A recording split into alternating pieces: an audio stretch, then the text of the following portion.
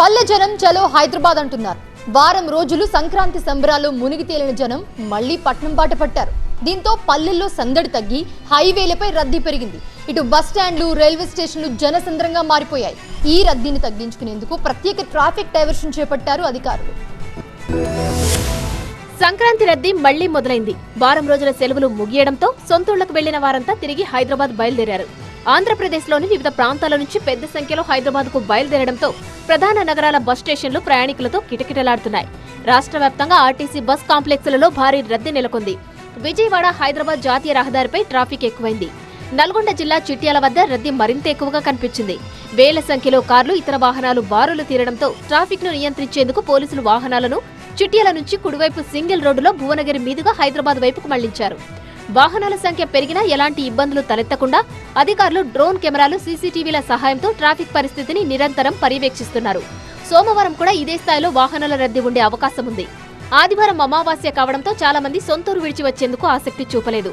అమావాస్య వేళ ప్రయాణాలు మంచిది కాదని జర్నీని సోమవారానికి పోస్ట్పోన్ చేసుకున్నారు. దీంతో హైదరాబాద్ వచ్చే వాహనాలను అవసరమైన చోట్ల దారి మళ్లిస్తున్నారు అధికారులు.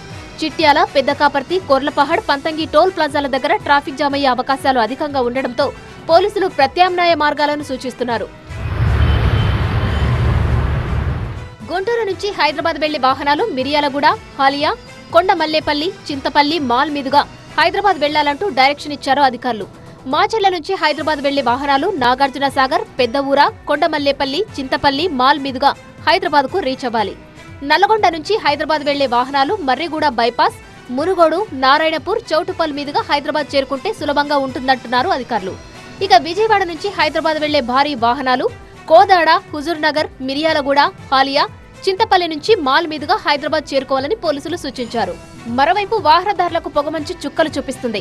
విజయవాడ హైదరాబాద్ జాతీయ రహదారిపై దట్టమైన పొగమంచు ముసురుకోవడంతో తిరుగు ప్రయాణం అత్యంత కష్టతరంగా మారింది.